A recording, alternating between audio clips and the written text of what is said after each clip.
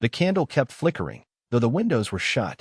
Her side of the bed was untouched, perfectly smooth like no one had ever existed there. Mine? A mess. Sheets tangled, pillow creased, sweat dampened from a dream I couldn't remember but hated waking up from. The silence in the room wasn't peaceful. It was loaded, like the pause before a fuse catches fire. I stared at the small note she had left on the nightstand. No hearts. No signature. Just 4 words scribbled with the kind of detachment you'd use on a grocery list.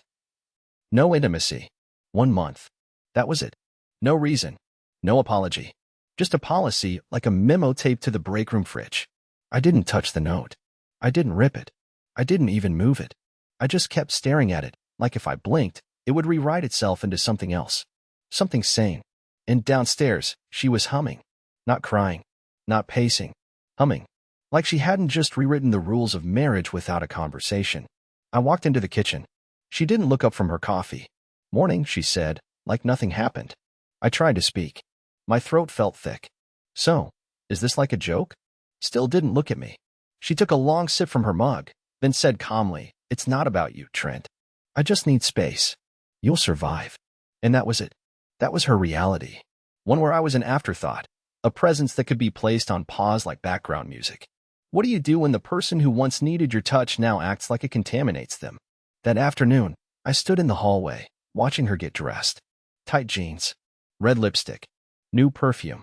Her reflection smiled at itself in the mirror. She never looked in my direction, but she knew I was standing there.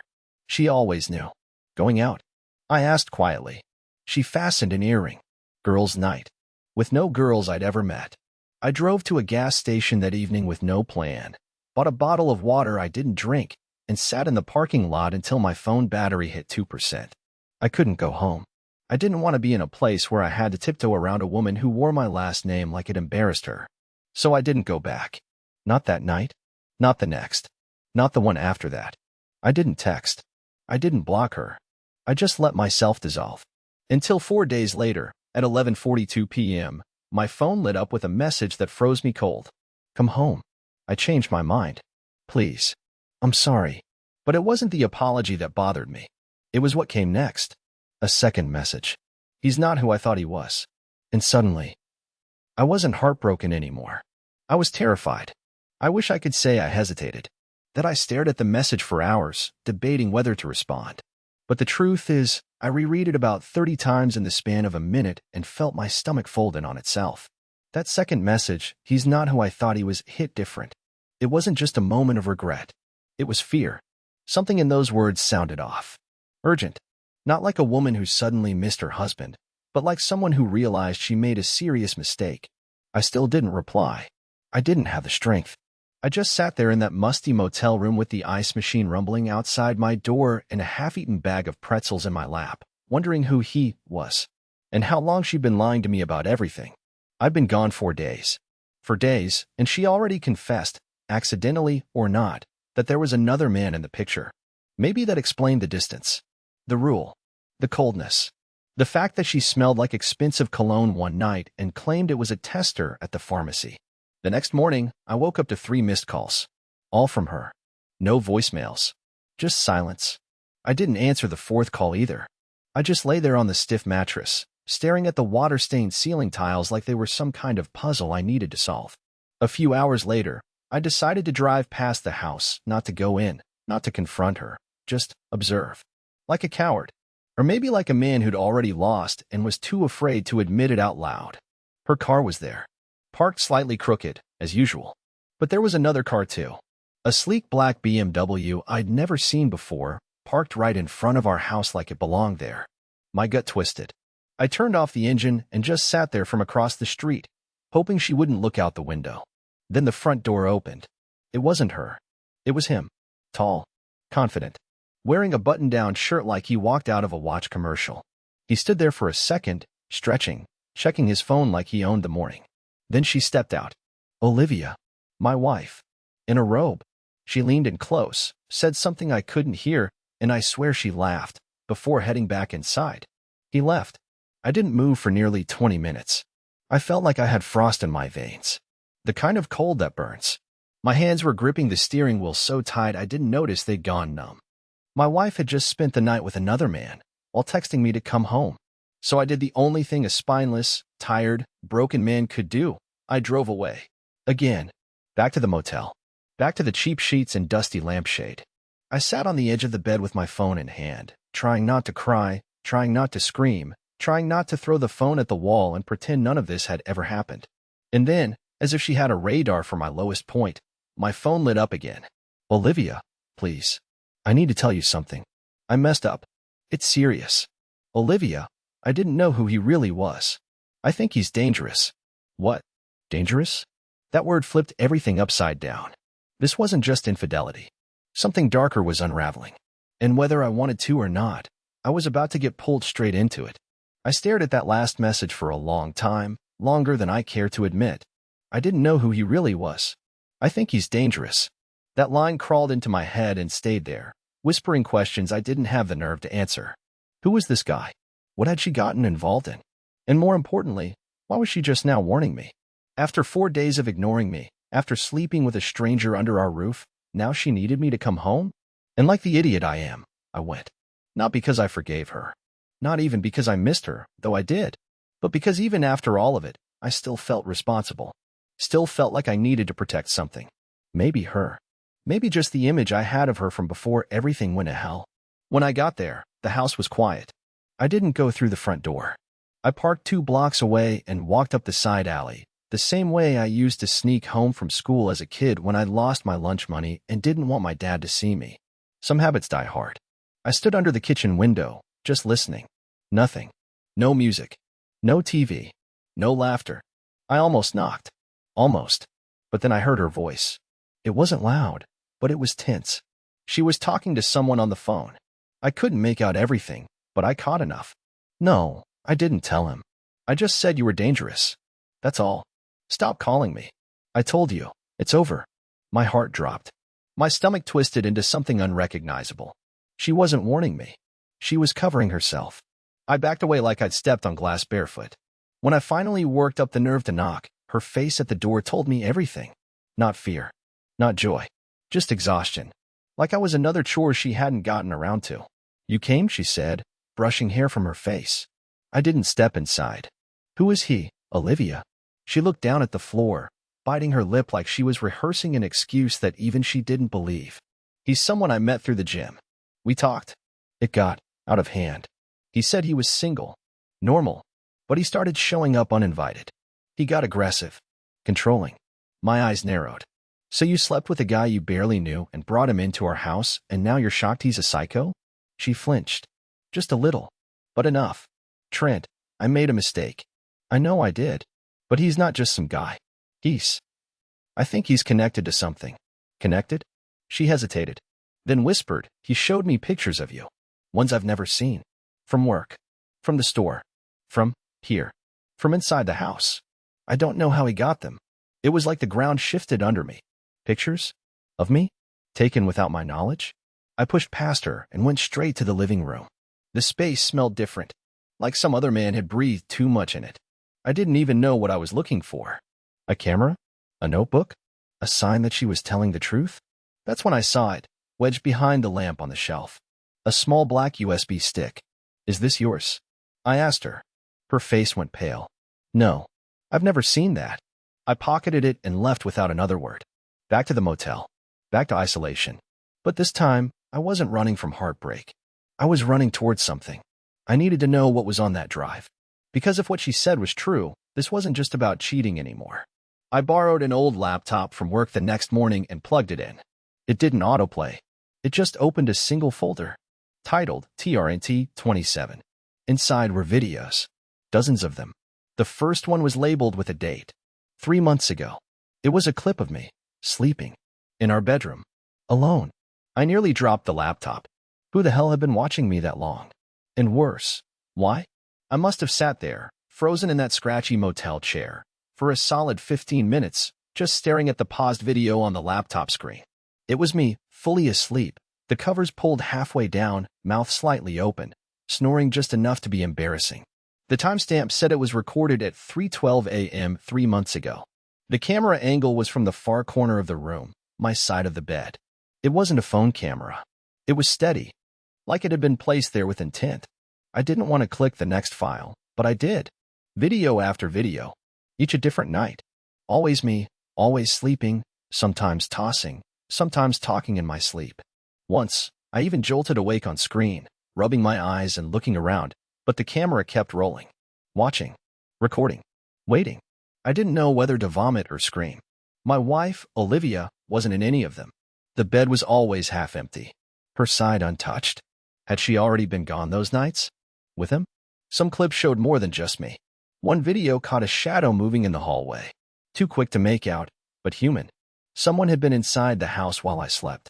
I started shaking. My palms were slick with sweat. I slammed the laptop shut and tried to breathe, but the walls of that motel room suddenly felt closer, like they were leaning in. What kind of person films another man sleeping in his own bed? Who was this guy she brought into our lives? I thought about going to the police. I really did. But what would I even say? Hey, my wife cheated on me and left behind a flash drive full of stalker footage? There was no name, no face, no way to prove anything yet. I sent Olivia one message. I found the videos. We need to talk. Tonight. Public place. No excuses. She replied almost immediately. Okay. Pier 11. 7 o'clock. Please don't hate me.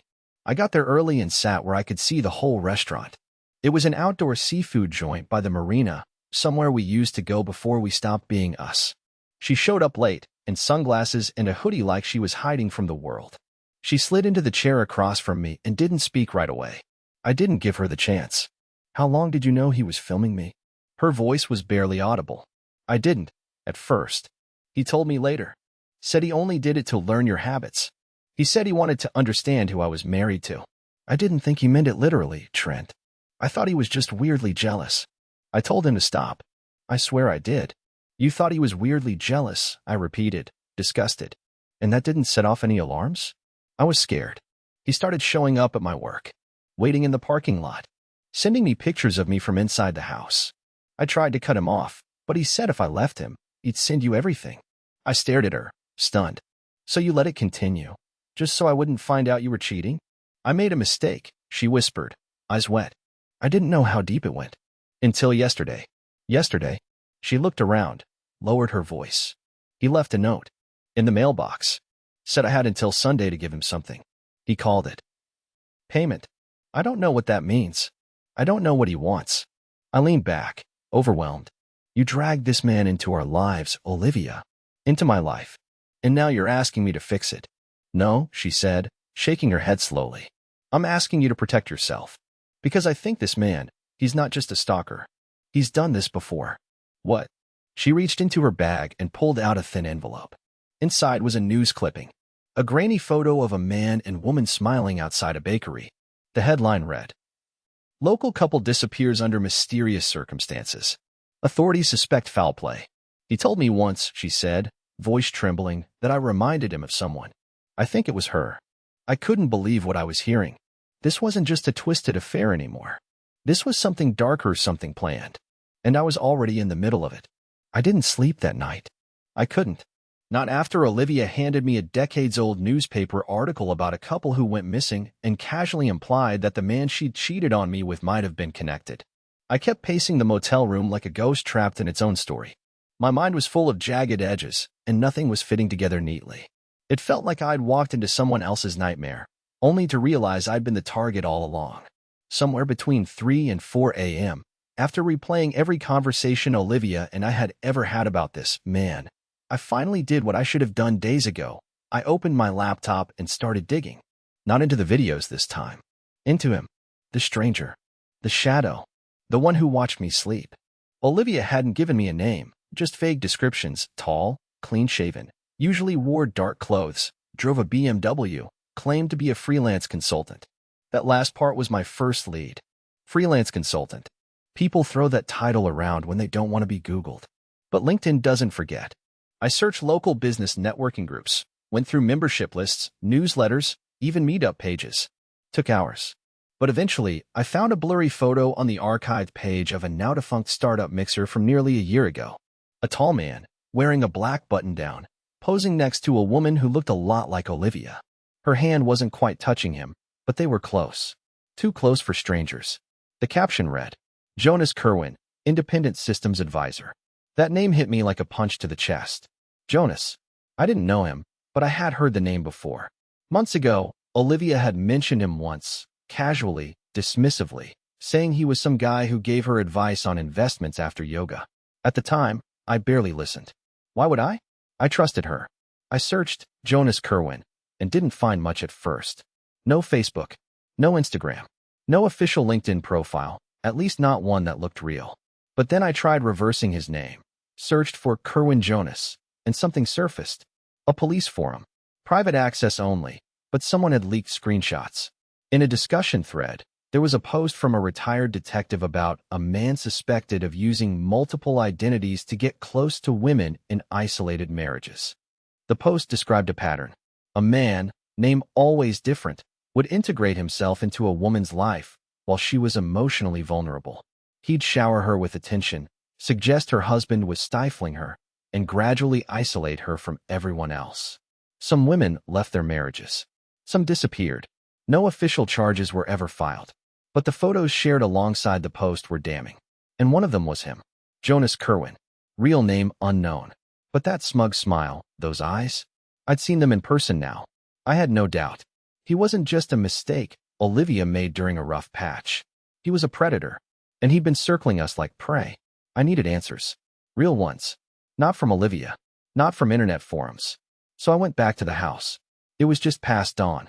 I parked a few houses away and approached on foot. I figured Olivia would be asleep, or at the very least not expecting me. I still had my old key. She hadn't changed the locks. That said enough on its own. Inside, the place was quiet. Too quiet. No sign of her in the kitchen. Her phone charger was plugged in, but the phone was gone. The upstairs light was on. I moved slowly, every floorboard under me sounding like thunder. When I got to the bedroom door, it was slightly ajar. I pushed it open. Empty.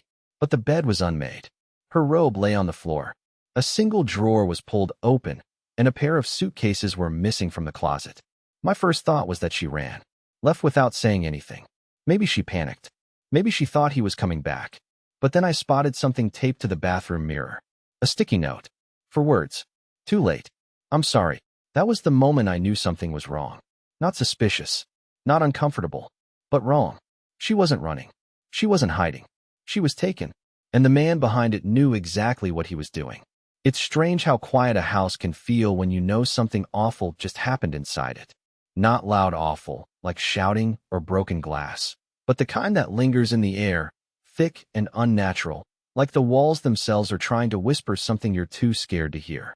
That's exactly how it felt standing in our bedroom, staring at that yellow sticky note taped to the mirror with 4 awful words. Too late. I'm sorry. The handwriting was hers. I knew it instantly. I'd seen it on grocery lists, birthday cards, and little love notes she used to leave on the fridge in the early years. But there was something different in these words. Not rushed. Not messy. Just final.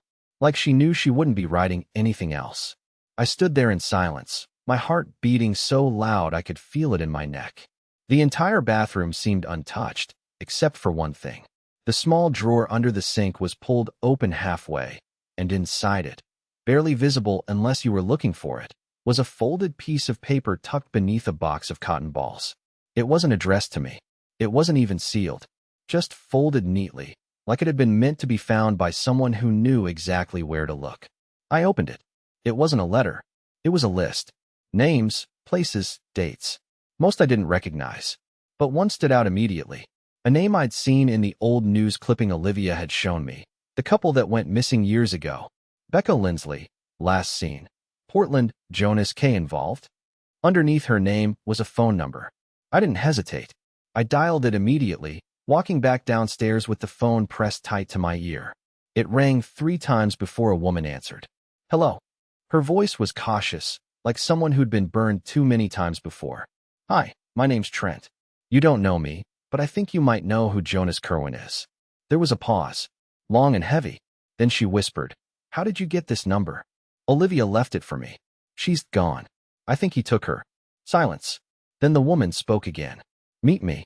No phones. No recordings. He watches everything. Before I could respond, the line went dead. My hands were shaking. I couldn't think clearly, But I had enough sense to take pictures of everything before leaving the house: Olivia's note, the list, even the bedroom and the open drawers. If anything happened to me, someone had to know. I stored them all on a separate flash drive and mailed it to my brother out of state, just in case. That evening, I drove 2 hours north to the address she texted later, a tiny gas station just off a quiet highway. The kind of place where the clerk doesn't look up from the counter, and the security cameras are probably fake. I pulled in and waited. She arrived 20 minutes later in an old silver Ford, tinted windows, no plates. She looked older than the photo I'd seen online, maybe mid-40s now, but her eyes were sharp, scanning everything as she stepped out. She slid into my passenger seat without a word. "I'm Becca," she said finally. Or I was. I didn't know what to say. I just nodded. "I knew Olivia was next," she continued. "He follows a pattern. Lonely women. Marriages with cracks. He inserts himself. Makes them feel seen. Then he starts the manipulation. Why does he do it?" I asked. "What's the endgame?" Becca laughed, but there was no humor in it. "Control. Power. But lately, something darker. He doesn't just want the women anymore. He wants the husbands broken too. He watches both sides now. He feeds on the collapse. And he's always 10 steps ahead." "Then why help me?" I asked. She stared straight ahead. "Because I got away. Barely. And I owe it to the ones who didn't." I wanted to ask more, but that's when I noticed the car parked across the street. It had been idling for a while, lights off.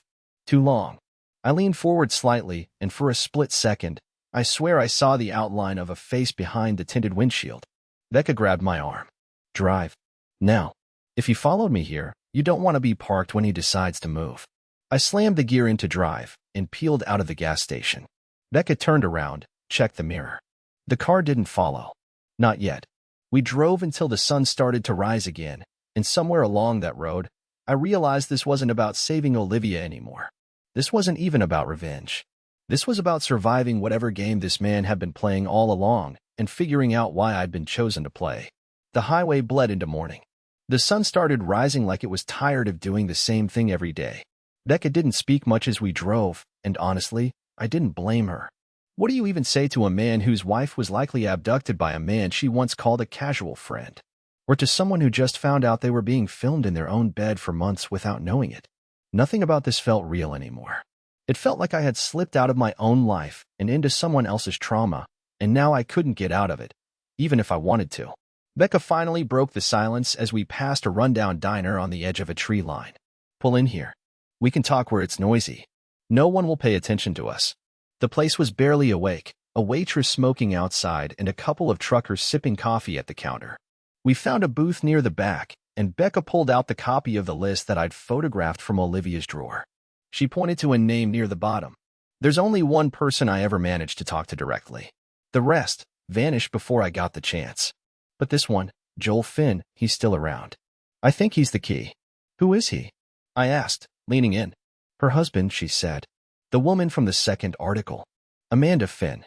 Went missing in '09. Joel was a suspect for a while, but the case dried up. I think Jonas used him as a test run. Only Joel didn't break. He vanished, completely off-grid. But I've been following forum chatter. I think he resurfaced 2 months ago in rural Indiana, using a new identity." I sat back, feeling the pressure building behind my eyes. "And you think he'll just talk to us?" "No. I think he'll run. But we won't give him the chance." Becca took out a small notebook full of scribbled addresses, photos, license plate numbers. She'd been tracking this longer than I'd even known it existed. And now I was inside the walls of it. We spent the next 2 days driving through small towns. Places where people still wave at you through the windshield, and gas stations play country music that sounds like heartbreak in slow motion. We didn't speak much, only when necessary. It was like we both knew the words didn't matter as much as the mission. By the third morning, we reached a dusty property near the edge of a farming town called Denton's Hollow. It wasn't much, just a crooked mailbox, a collapsed barn, and a house that looked like it had been standing on willpower alone. Becca double-checked the plates on the old Chevy truck parked in the weeds beside the porch. "That's him," she whispered. We approached slowly. I stayed back while she knocked. No answer at first. Then the door creaked open, and a man in his 50s stepped out with a shotgun resting casually in one hand. "I'm not buying anything," he said. Becca raised both hands. "Joel, please. We're not here to hurt you. We need your help." His eyes narrowed. "Who's we?" She motioned to me. I stepped into view, my mouth dry. My name's Trent. My wife, she's gone. The man who took her, he's the same one who came for your wife, isn't he? Joel stared at us for a long, brutal moment. Then something in his face cracked, barely. A flicker of recognition. Of defeat. He stepped aside. Inside, the house was bare but organized. A single mattress on the floor. No photos. No decorations. It was clear he didn't plan on anyone ever visiting. We sat down, and for a while, the three of us said nothing. Then he finally spoke, and when he did, it felt like the temperature in the room dropped 10 degrees. His name's not Jonas. It's not even close, he said. Back in 2008, he was going by Mark. Before that, Elliot. I found a passport once under the name Devin Riley. The guy's a chameleon. He changes everything but his pattern. What does he want? I asked. Joel looked up at me with eyes that hadn't rested in over a decade. He doesn't want anything. He needs something. Obsession isn't the right word. It's like he believes he's saving people. Like he's doing marriages a favor by tearing them apart and then feeding off the ruin. He told Olivia I was controlling, I said quietly. He made her believe I was the reason she was unhappy. Joel nodded. That's the first step. Isolate the wife emotionally. Convince her you're the villain. Then turn her into a co-conspirator without her realizing it. When she tries to pull away, he escalates. I looked at Joel, my voice barely audible. Did you ever find your wife? Joel's expression didn't change. Not whole. That single sentence sank into my chest like a steel hook. I didn't know what to say. Becca looked away. But I know where he'll go next. Joel added. There's a cabin. Remote. No roads. Just trails. I followed him there once, years ago. Lost him in the woods, but I saw the lights. I think that's where he keeps them. The ones he doesn't want found right away. Becca and I exchanged a glance. How do we get there? Joel stood up slowly, walked to a locked drawer, and pulled out a torn map with a route marked in red. You don't. Not without backup. But if you're willing to risk it, I'll take you. The room was quiet again. My hands trembled as I reached for the map. I thought about Olivia, her robe on the floor, the cold emptiness of our home, and that note she left behind. Whatever was waiting at that cabin, whoever was waiting, I knew I had to face it, even if it was already too late. The morning we set out, the air was thick with silence. No one said much. Joel drove his old pickup while Becca and I sat in the back, maps and notes spread across our laps like some desperate battle plan. The farther we drove, the more everything around us disappeared. Roads narrowed into gravel, gravel into dirt, and finally, the trees swallowed the path entirely. It felt like we were heading into the past, or a version of it where the world forgot to follow. Joel parked at the base of a slope that bled into dense forest. No more driving from here, he said. The rest we hike. We trekked for nearly 2 hours, slipping through trails half-eaten by brush and shadow. Joel knew the way by memory. Every so often, he'd stop, motion for silence, and then continue. And then, suddenly, he froze. There, he whispered, pointing between the trees. Through the brush, barely visible, sat a weather-worn cabin. Smoke curled from a crooked chimney. One light glowed faintly behind a curtain. No sign of movement. It was both quiet and humming with tension. Joel handed me a radio. We split up. 3 sides. If she's in there, we don't want to spook him. No guns. Not unless he pulls first. Becca circled toward the rear while I crept along the right side, crouching low, heart beating out of rhythm. Every crunch of a twig beneath my feet felt like it echoed. When I reached the window, I looked inside, and everything stopped. Olivia. She was sitting on a worn couch, arms bound in front of her, mouth gagged, eyes puffy and wide. She looked thinner, pale, but alive. I tapped the radio. She's here. Back room, north side. Joel answered. I see him. He's armed. Be ready. Moments later, the door burst open from the back.